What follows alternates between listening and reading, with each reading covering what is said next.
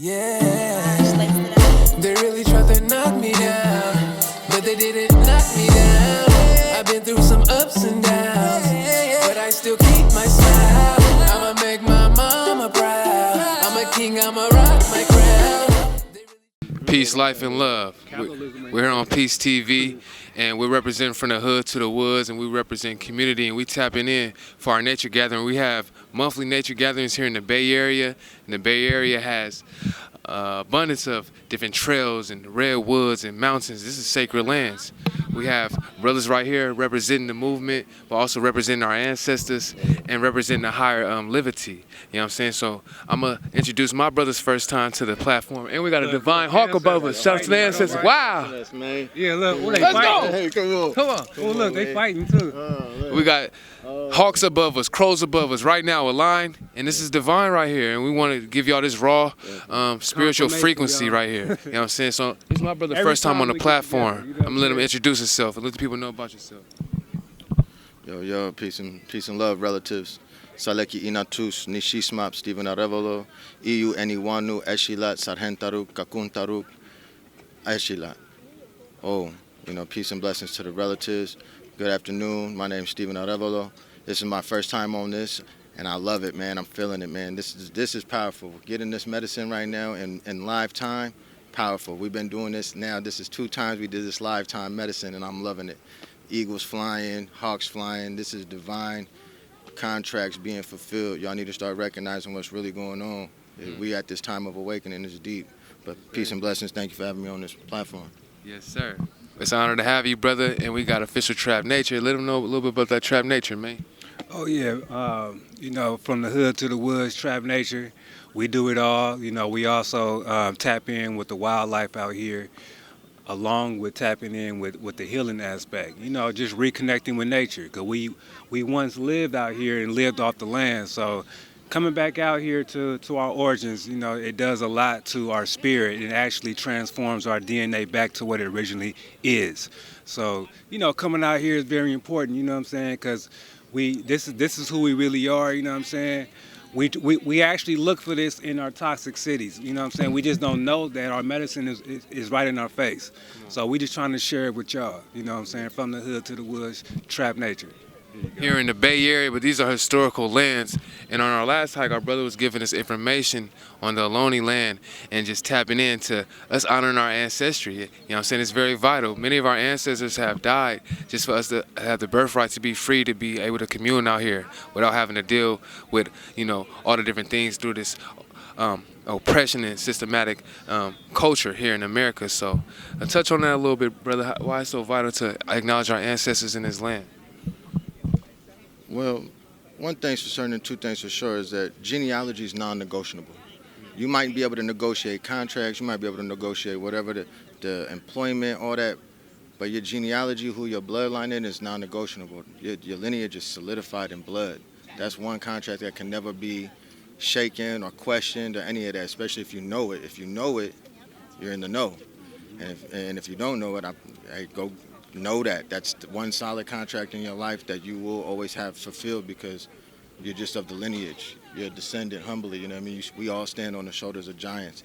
I'm not any different from the ancestors of the land, and neither are y'all.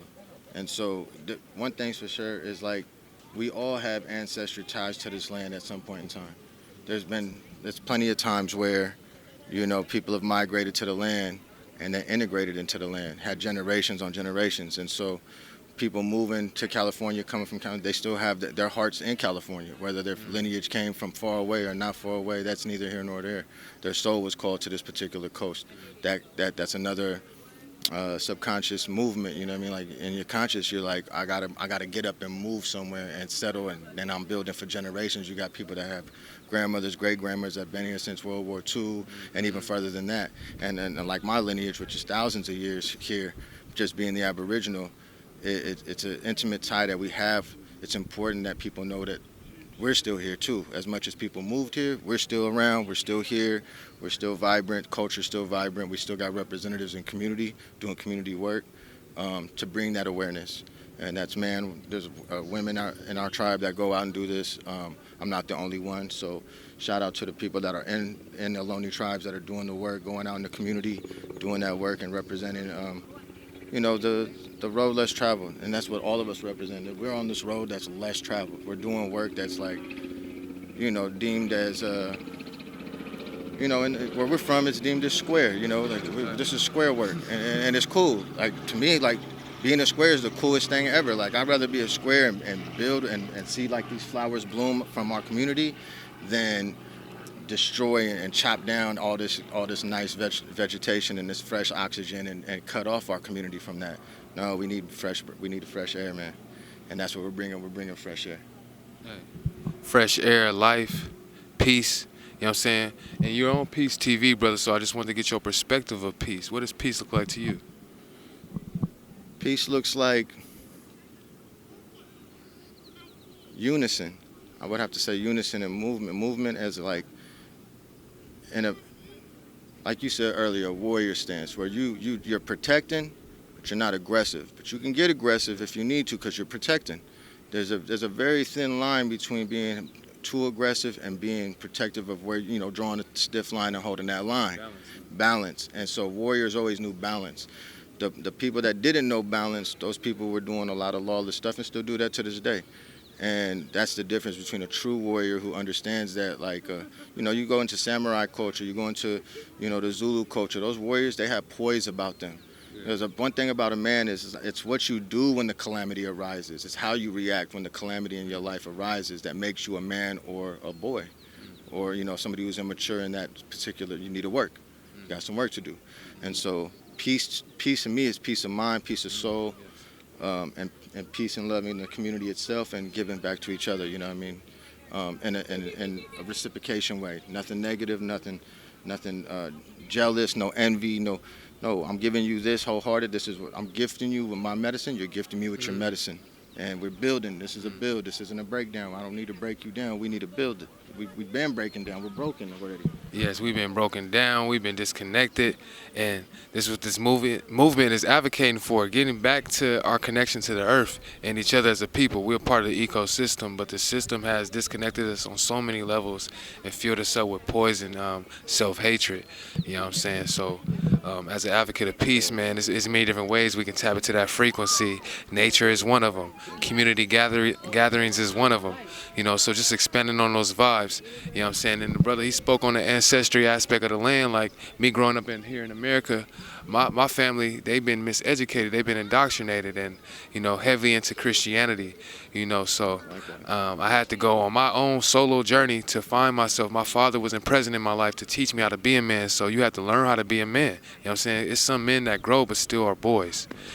So you have to go through those rites of passages, these different transitions that help you expand your awareness, become more strong, and you tap into that masculinity. And then, like you said, having balance as a man, like you don't want to be too toxic out here. You don't want to be just so off balance, So we building on that, and I've been on my healing journey. Like we warriors. I grew up in the hood of Richmond, California, and survivor of gun violence, seeing many of my brothers die to reckless violence for no reason, just petty shit. You know what I'm saying? A lot of petty, low vibrational shit, but if we had a deeper sense of awareness of our connectivity, our relationship to nature and the source and our ancestors, we'll have much honor and respect for each other. You know what I'm saying? So we want to just advocate for that, bring that awareness to our people, let our brothers know, especially that's coming from these hoods and these environments, that we are powerful, we're more powerful together. And when we take the time to share our medicine, share our knowledge, share our resources to build each other up and to create a whole new system. It's time for a shift. You know what I'm saying? So that's why Spirit is moving through us to come out here and tap in, diverse community, and we learning from different perspectives and coming together and amplifying our souls. Like I said, we souls at the end of the day outside of these vessels. So we want to charge up our souls, acknowledge our souls more, and not disconnect from that. You know what I'm saying? And from your perspective, what's some good ways, some spiritual practices you can tap into that can big up your spirit? Being comfortable with your shadow. I think that's the biggest thing I could say is like sit in your shadow, make sure you're comfortable in your shadow. A lot of people call themselves light workers, but a lot of people haven't done the shadow work. Everything that Creator created came from the void, and so then there was light. But before there was light, there was nothing. There was darkness. You can manifest anything from nothing. And so when you understand the void, you really can create your reality. Working at the point of light is because you're too scared to sit in your own darkness. There's also skeletons, there's also demons, there's also devils, there's also things that you got to work on through that particular practice. One thing I'm a firm advocate on is psilocybin. And so psilocybin is shadow work. Traditionally, it's done at night. I know people microdose and do whatever they do now, but that actually can blind you. It's medically bad for you, as well as taboo bad for you to do it during the day. You want to do it at night. You want to shut down that vision sensory so that you actually have those hallucinations and so you have that tap into the ethers. You'll have it way more if you cut off your vision. And so people do either all the way blackout traditionally, or even like a little small spirit fire or a candlelight ceremony, but it's done at night traditionally. And so I'm big on advocating for that. If you want to do that, tap in. We could do it on the land. We can make it happen. You know what I mean? And I want to actually, we're gonna rap. We're gonna rap. I got some ideas I want to run by you, bro. It's good, brother. Well, I appreciate you touching on that aspect of working with the medicine and the ceremonial aspect. You know what I'm saying? I recently went to Jamaica and I tapped in with the Rastas, and that's what they was expressing to us, doing it at night. Like when we had our ceremonies, we only could do the mushrooms at night. You know what I'm saying? By the fire, acknowledging the elements. But out here in America, I got exposed to the mushrooms, just on some tap in microdose shit, you feel me? And even on these hikes, we advocate for people working with the mushrooms, but we want to get deeper into the ceremonial aspect, to really go deep into the depths of your soul, do that shadow work and heal and release. Like when I was out there, we was in the darkness at night, man. You hearing the trees, you hearing the animals, the life, the sensories up. You know what I'm saying? But then I had to do some purging, man. I had to release a lot of trauma and stuff from the past. I was crying and shit, bro.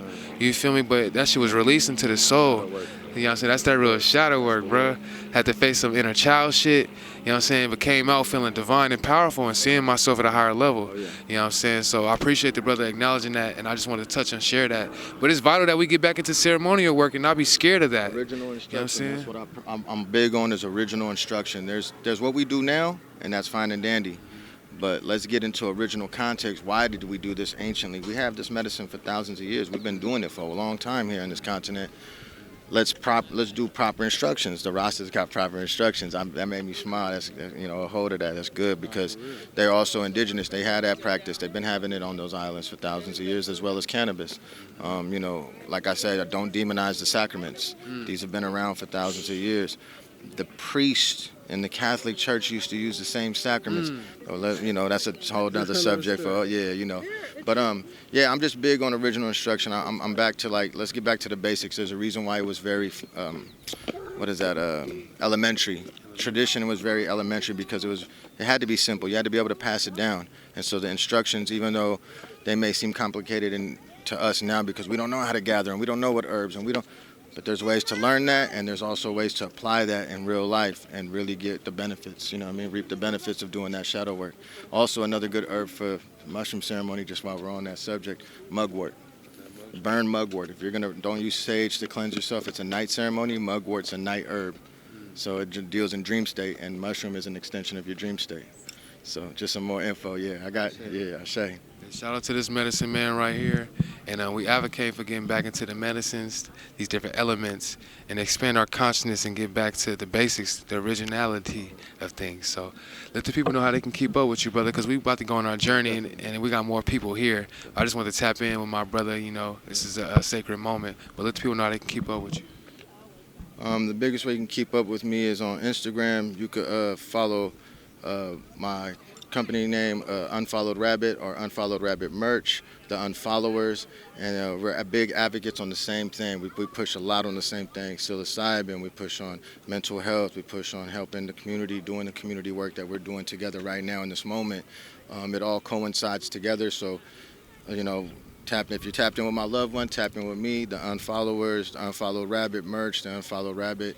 And then I'll we could reach out on some personal. I can when I see those pop up. But that's the best way. And like I said, we're doing the same community work. We're pushing on the same thing, and it's actually coast to coast. So it's not only in the West Coast. TUR, the Unfollowed Rabbit's actually in the East Coast and started in the East Coast, and I grabbed it and pushed it here in the West Coast.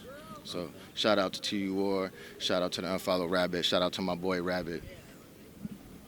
Shout out to his movement. Shout out to the community. Shout out to humanity. Shout out to the earth. Shout out to the ancestors. And shout out to our elevation and our progression as a people and getting back to the source. You feel me? So this is Peace TV. Stay tuned for more positive vibrations, more life, more love, and divine souls coming on the platform and sharing their truth from their vessel.